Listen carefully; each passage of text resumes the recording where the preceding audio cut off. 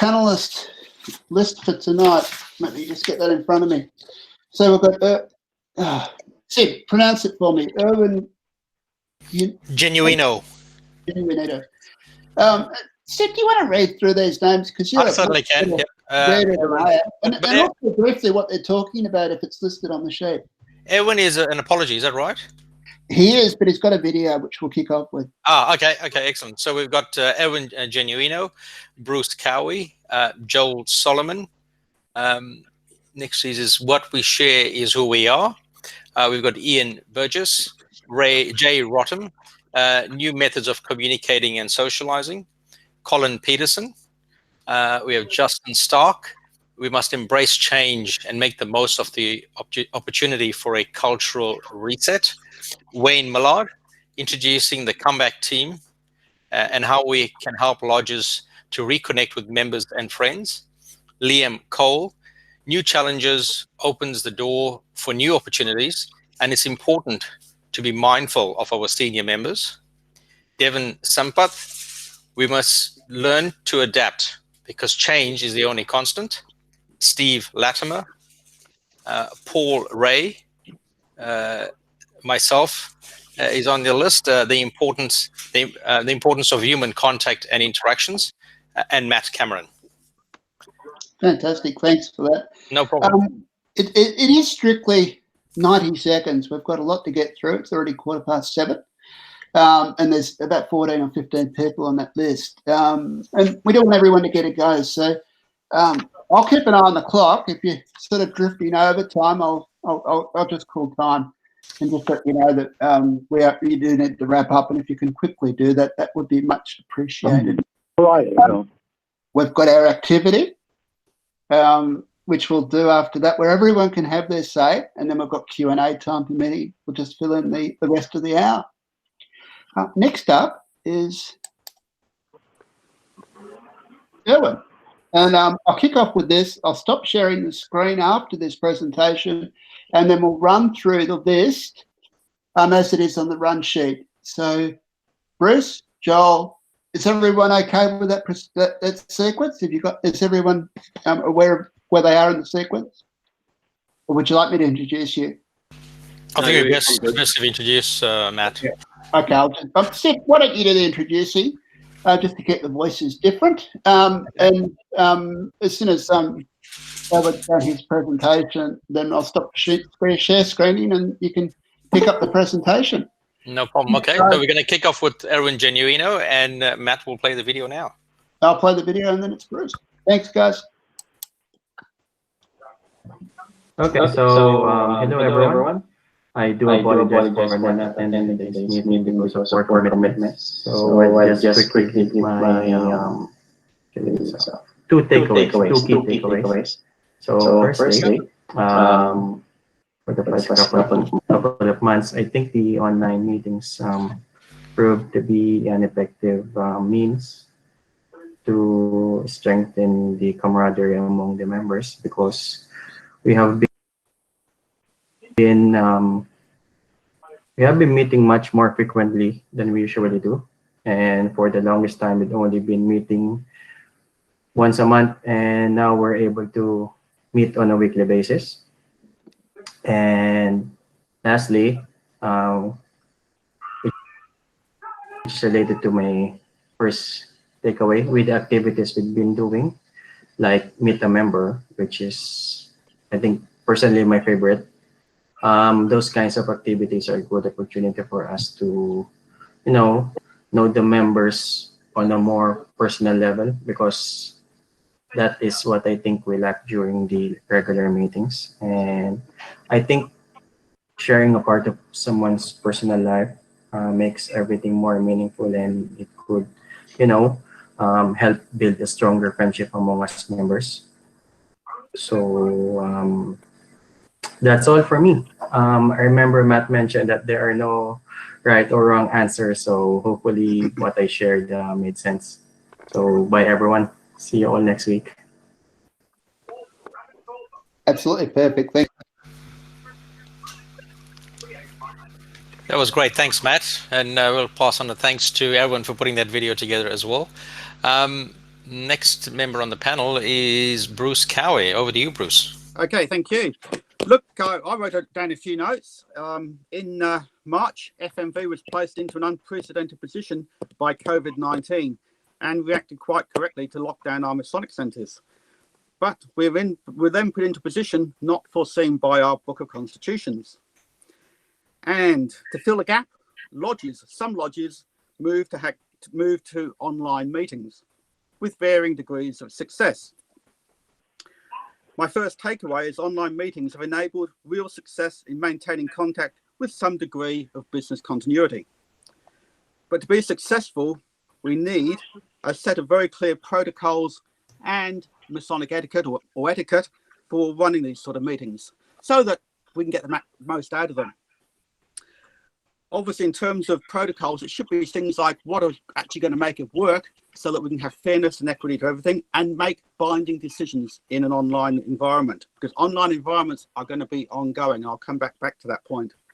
And etiquette in terms of knowing when to speak, when to shut up, and maintaining Masonic decorum as we do in a lodge room. Many are not comfortable in an online environment, but with etiquette and protocols we can be.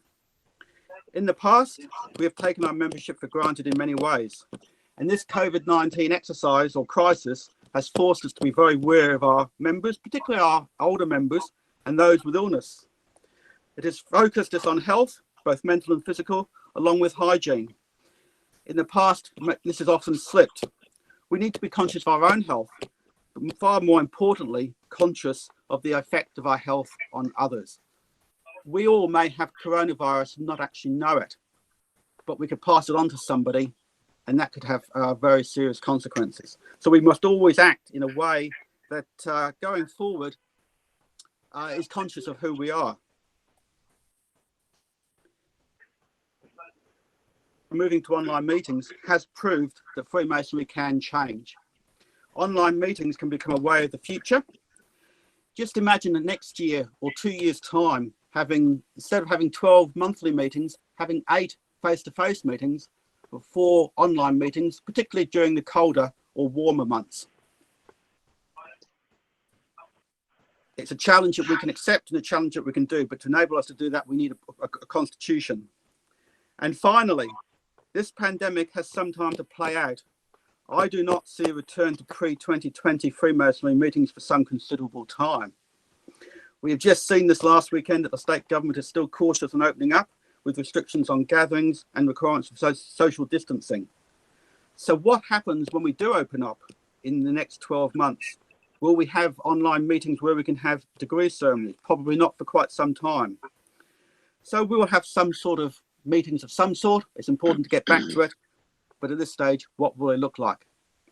And perhaps just to wrap up, I'll say we have the technology to do things online. We need a constitution to support it and a willing membership. And finally, the role of the almoner has never, ever been so more important in Freemasonry, to keep in touch with everybody and ensure that we can actually say all our members are all okay, or the ones that aren't are getting the necessary support. And that was all I had to say. That was excellent, Bruce. Thank you very much for that. We'll hand over now to Joel Solomon.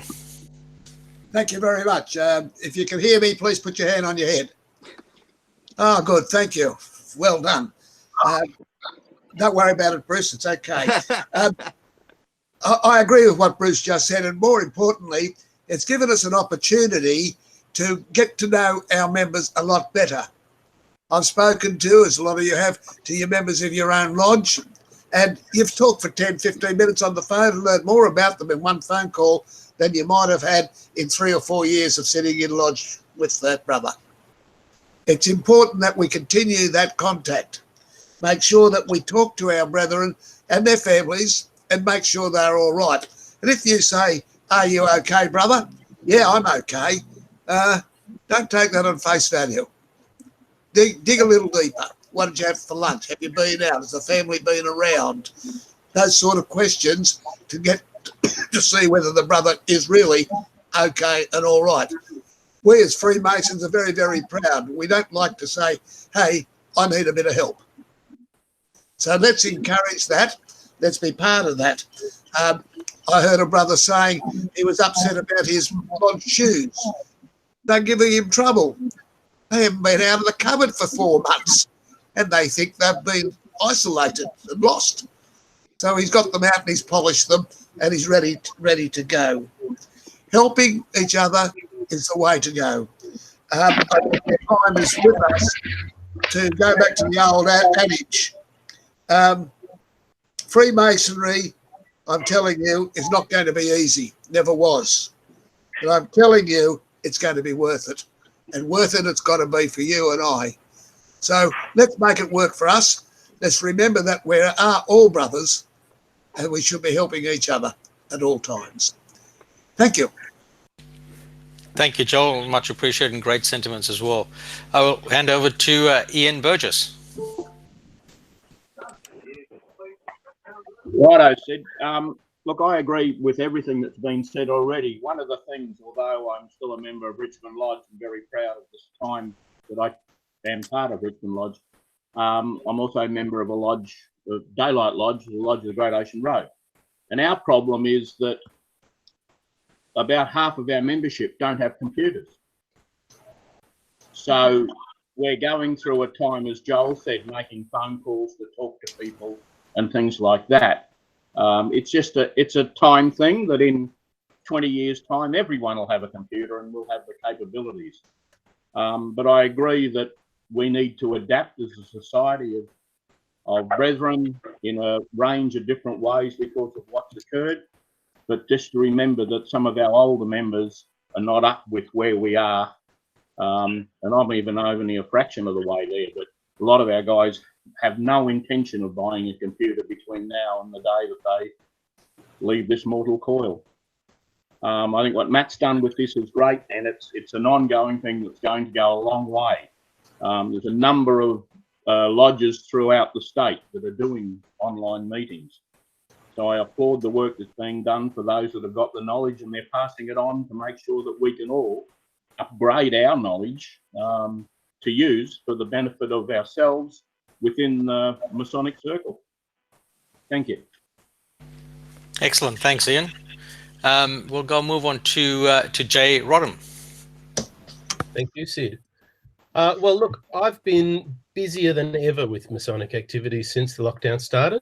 I've had Masonic Zoom meetings or webinars at least once a week, sometimes as many as 5 in a single week, which is what this week is. There's been Endeavour Virtual Lodge, there's been Lodge business meetings, educational and social meetings. Very early on in the lockdown, I created a list of online meetings, which I knew about at the time, and I emailed that to several brothers, including Matt. And Matt asked if I wanted to collaborate on maintaining, some lists of online meetings and Lodge Facebook pages, which was then hosted on the masonsconnect.com. I think that keeping that resource going has helped in keeping many Freemasons connected to each other during this time, while we've been unable to meet in person. I count myself as very lucky, as communicating and collaborating with people remotely is an everyday occurrence for me at work. But I think in general, as we've become more comfortable with new methods of communicating and catching up with Freemasons and other friends, near and far, it's just become easier. I've attended lodge meetings and lectures that have been hosted all over Victoria, as well as in Tasmania, New South Wales, Canada, and the USA. I've also attended Zoom disco bingo parties, lockdown karaoke, and Zoom trivia nights. I've been pretty strict in limiting my contact with others, but when out and about in public, which is mostly just going to the chemist and the supermarket, I've noticed that there's 2 types of people out there. There's those that take great care to limit contact and maintain social distancing, and there's those who either don't understand or don't care. But I think that in my community, the current situations cause people to take more notice of those in their social circles and to care more about each other. Thank you. That's excellent, Jay. Thank you very much. We're handing over now to Colin Peterson. I'll just unmute there. Thank you, Sid. Look, I think that I take what everybody's saying, But I have a problem that I've spoken to a number of our newer members who really aren't comfortable joining these sort of meetings. If you look at the people who are joining the Zoom meetings and joining the lodge meetings, and excuse me, brethren, for this phrase, older Freemasons. They're the people who have been going to meetings, who go out and visit, who go and are happy to interact with other Freemasons. We know that if we walk into another lodge, we're welcomed as brothers. But the newer Freemasons aren't as comfortable with that concept yet because they're still learning about what it means. And I know from a few that I've spoken to, they're saying they can't wait to get back to physical lodges. And some of these people actually work online, but they're looking forward to getting back to physical lodges where they can shake somebody's hand and say hello and, sit in a room with them rather than sitting at the other end of a camera in their PJ bottoms and necktie shirts. But they want to get back in because the online, whilst during this pandemic, there's a lot of people who are learning how to use computers and learning to be online, and it's a great thing. I think it's not going to replace the physical attending lodges and being able to shake a brother's hand and chat to him face to face in person. In a lodge environment. And I think that once the pandemic's gone, I would hope that the Zoom meetings and these sort of Google meetings aren't going to replace physical attendance, and that we're all going to get back to that. And I think what will happen is, these meetings may sort of crop up for lodge business, like committee meetings and that sort of thing. And I know my secretary keeps banging on about, we could do Zoom meetings rather than all meet somewhere. But I'd like to think that we're not going to lose members at our physical lodges simply because, we can do it online. And I know for me, for instance, who, goes out, I like to go out and visit fairly regularly. The nights that I'm not out visiting, my wife would rather be sitting next to her than sitting in front of the computer. So as far as I'm concerned, these are great while the pandemic's on. And if you've got to work with it, that's fantastic. But I think, thanks for that. But I think in the long term, we need to get back to physical meetings, physical lodge rooms. And when that happens, I think you'll see the online community dwindle remarkably. Thanks, Ed. Thanks, Colin. Don't disagree with you there. Looking forward to get back into lodge as well. Next on the list is, sorry, so someone want to say something? Yeah, well said. Thanks, Bernie. I'll hand over now to Justin Stark. Well, I've been told I'm not allowed to talk too much because I might be a bit controversial. But the practicality is I still love Freemasonry, but I don't believe I'm in love with Freemasonry anymore.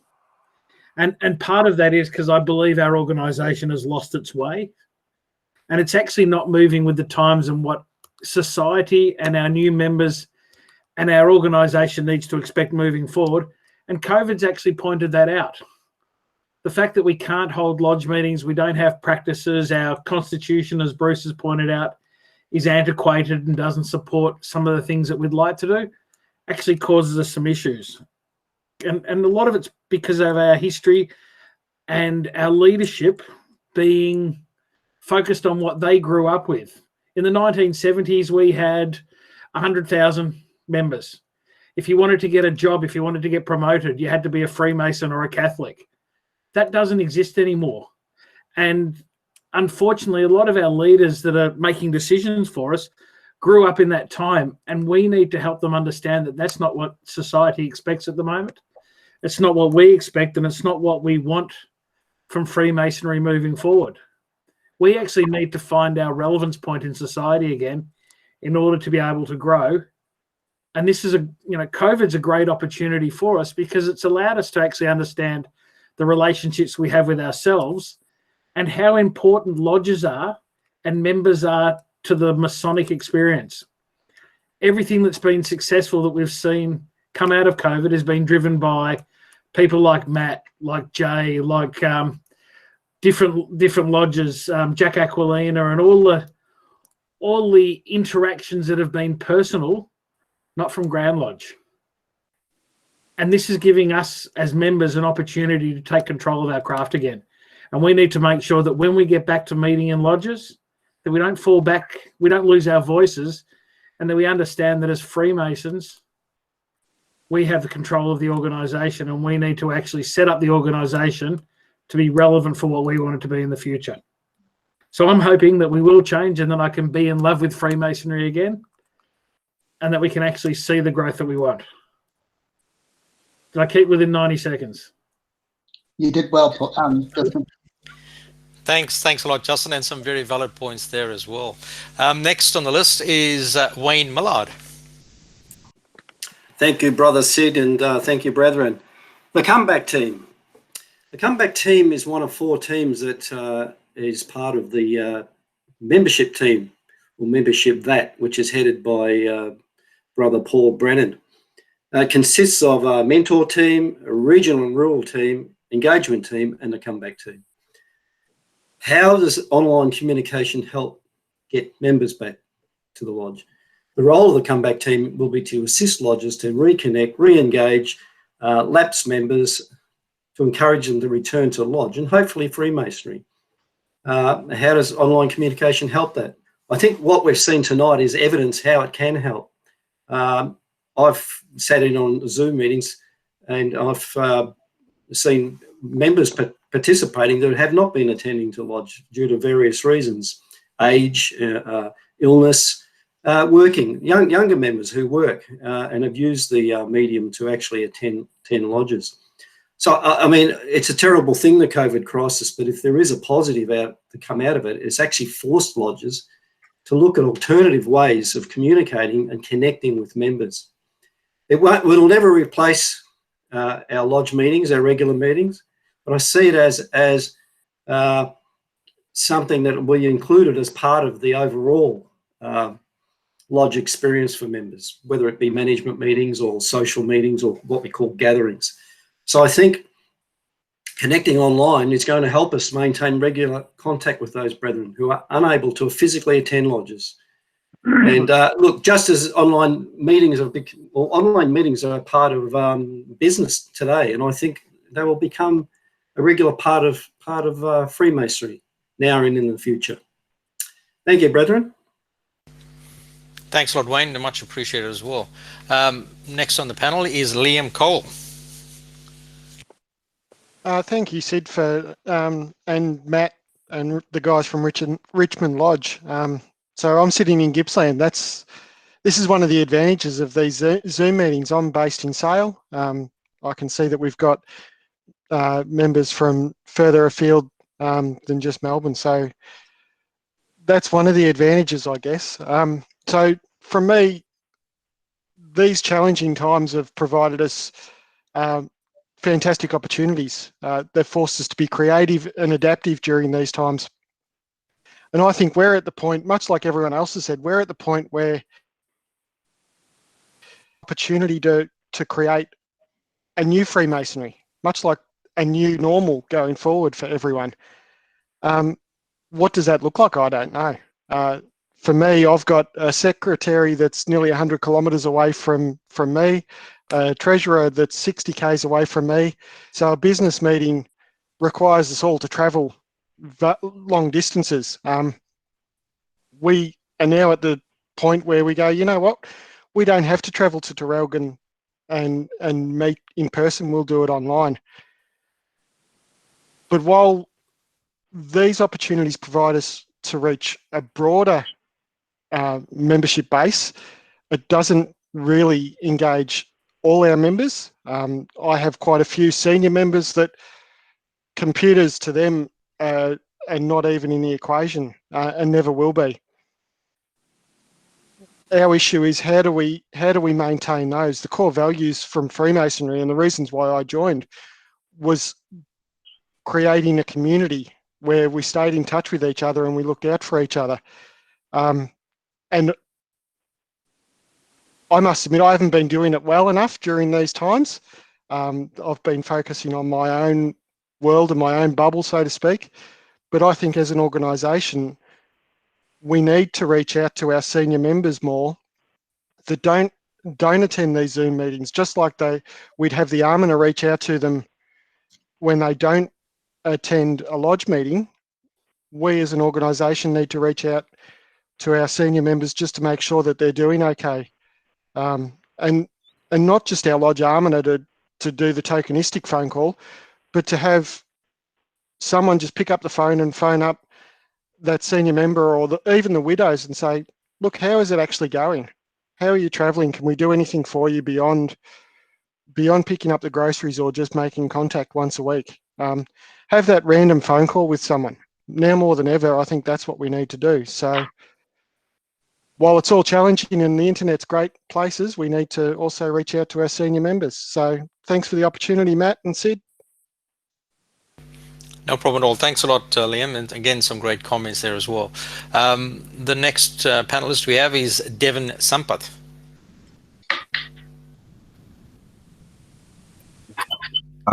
Can everyone hear me? I'm just unmuted. We can certainly hear you. Go for it. Thank you. Again, thank you, Sid. Thank you, Matt, for the opportunity to and this platform to speak to everyone. I've heard really great speech from everyone, from the friendship to online meetings, technology, and communication. I'm fairly new to Freemasonry. As Sid and Liam will know, we've been together in the leadership course last year. In November this year will be 2 years I'm in Freemasonry. And I lack the opportunity to meet and greet and know more people. But what the focus of my talk today is about shaping our future. One thing that I've learned in Freemasonry is the brotherhood, the camaraderie that we develop when we meet someone in person, and we develop this trust. I think this can only happen with a physical meeting. So the start should be a physical meeting, but now in this situation that we are, we can't afford to do that. And that's where we need to adapt and be flexible and be resilient. And as Justin and Liam mentioned, technology is not our enemy here. Technology is helping us. For example, on my day-to-day job, I'm working from home.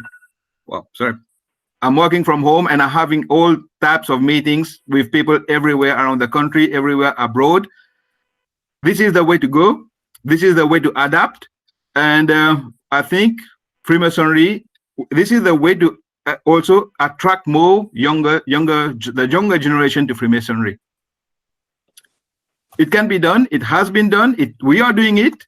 I don't see any issue, any problem in doing it and in attracting more people to come and discuss on these platforms. Again, thank you for the opportunity, Sid and Matt. Thanks, Devin, and much appreciated comments as well. We now have Steve Latimer.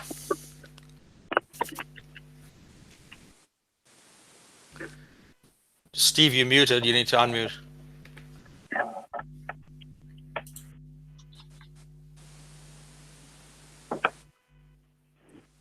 Okay. There you go.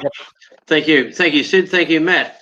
My thoughts probably more so about ritual than anything else.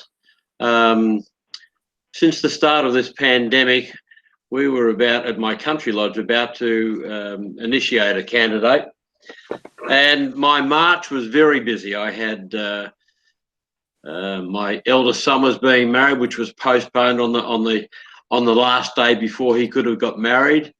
I had the father of the groom's speech to make, and I had a charge to learn, which I've never done before.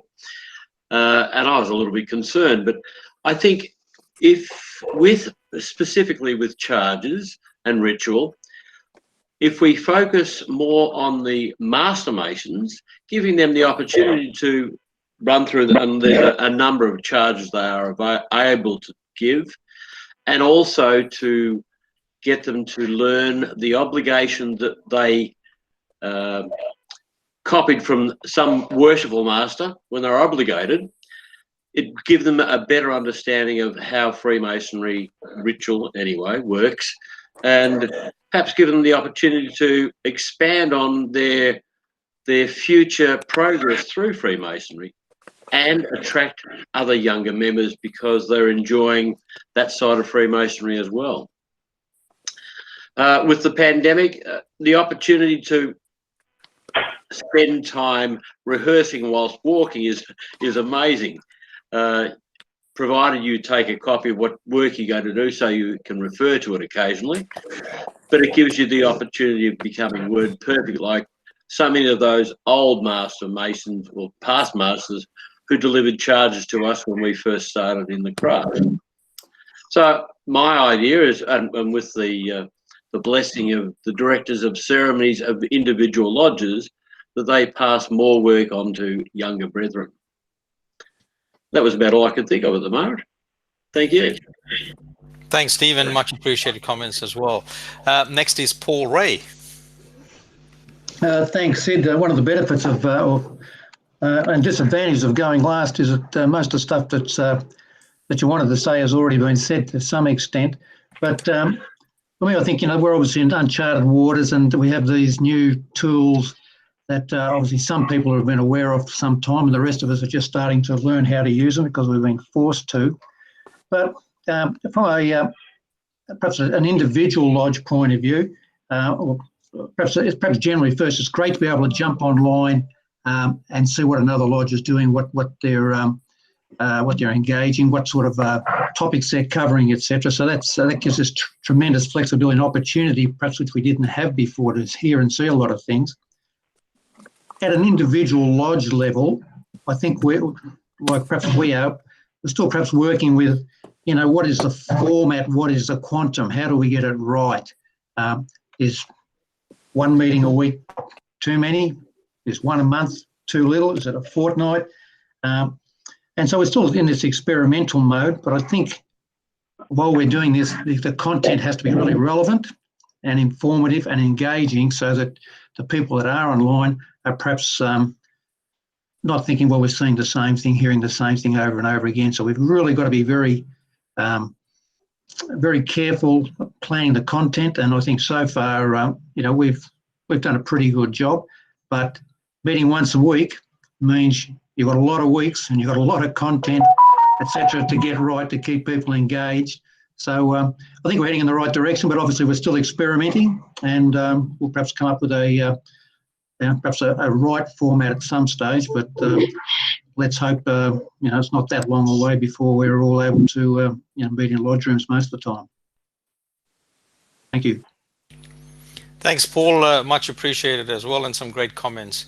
The next person on the panel who's got some comments to make is actually me. Brethren, I've been in sales for over 20 years now, and been working from home for about 12 of those years. I normally just work on my own from home and there's no one else around. What has become extremely apparent to me during this lockdown is our dependency on human interaction. And what I mean by human interaction is the actual personal contact. I have lots of online meetings as well, like many of you do. But in all honesty, a relationship is never built in an online platform. I believe very strongly, maybe I'm still antiquated in my thinking, is, it has to be on a face-to-face basis. You have to be virtually shaking hands with the person and close enough to be able to relate and to understand. A lot of human communication you probably heard of is non-verbal, and online meetings, for instance, you're never gonna pick up on those little nuances. They can only be done on a face-to-face basis. So I know personally I have struggled through this lockdown period. A lot of my activities have come to a complete standstill. Freemasonry for one. I'm active in my cricket club. And then I also have regular meetings with my clients. All of that has ended, or stopped, I should say. And it's been quite a struggle to understand how I've actually taken interacting on a one-to-one basis for granted. And I'm sure many of us are struggling through the same arena at the moment as well. I think the word that comes to mind at the moment is resilience. So let's hang in there. It will end. It's just a matter of when. Thank you. Brethren, lastly, we've got, but not least, is Matt Cameron. Thank you, Sid. And I'll be brief. And I guess listening to what people have said, there's some interesting takeaways that I've had reinforced tonight. Paul said it has to be a reason. Yep, it has to be awesome, really awesome. It has to be truly lovable and awesome and compelling. What we do has to be good enough for anyone to come along, not just members, but friends. It has to be something you would be delighted to put on your Facebook page and share with your mates, whether they're in the craft or not, your family and friends. It's just got to be good. It can't be just plain and average and boring. It has to be. It has to be compelling. Steve, online ritual. Yeah, let's play games with it. Let's do it online. Let's give ourselves badges for getting it right. Let's do it weekly. Why not? Why can't we do that sort of stuff? We're going to be like this for a bit longer yet. Justin, I agree. And I struggle with not being in love with Freemasonry very much at times as well. And the culture is a struggle. And I see that. And I also know that it's us that can make the difference into the future. It's all I can say on that. Liam, I agree with what you said. We've got to test and we've got to try things and we've got to work out what it looks like, and we're going to get it wrong, and we just got to work out what it's going to be into the future. But if we don't try, we're not going to get it right, and failing is going to be required to get it right. We just have to get there. And Wayne, what you said about the comeback team sort of fits in with what Liam was saying. I think we've just got to try new things. We don't know what the model is. We don't know what's going to work, but we do have to try new things. Personally, it's just a great time to connect with people. I've connected with more people in the last 3 months than I ever have in Freemasonry, and I've been in Freemasonry for 30 years. Thanks, everyone, for helping to make tonight a success. Sid. That was great. Thanks, Matt, and thanks to everyone for their insights. And obviously, you know, this is a time of great reflection, and I don't think we should waste it. I think it should be a very an opportune time for us to think about what do we do and how do we do it and how do we make it better. And I think the comments have been made around about Grand Lodge, our own lodges, but you know, I've always been told that Freemasonry is about at the grassroots level, and these sort of activities is what gets it moving. Matt, now we're moving on to the interactive activity. Is that right? That's correct. I'll share the screen. Said a very wise man once said to me that I'll just get onto the next screen. That there's no such thing as Grand Lodge because we are all Grand Lodge, and that wise man knows who he is. Who's on the call? Share your thoughts. Okay, so this is why we did the interactive bit. This is for everyone to share their thoughts. Just in a couple of words, what's your takeaway from the last couple of months? And the takeaways about what we're doing now that we can play forward into the future. What should we be doing collectively into the future and putting into our collective lodge playbooks? Yeah, in the toolbox, in the bag of tricks that we'll have to be doing with what we've learnt from doing online. So please just share a couple of words and let's see what words we get on the screen.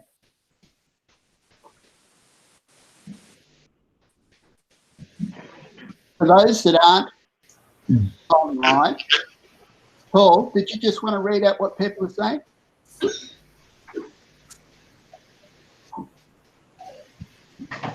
Sorry, Matt, I'm picking up off the screen, am I? Yeah, can you read it out? There's Bernie and Co. And I know there's a couple of guys on the call, line without a screen. So. Yep, they stop jumping around. Easier to meet, short and sweet, communication.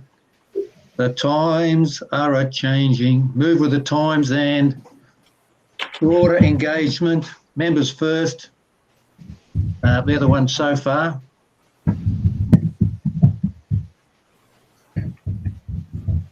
Well, here's one, Cameron. Keeping in touch. Yep. Are you ready for this? Go on. Okay. Well, there's an old phrase as well, and that is getting back to the future.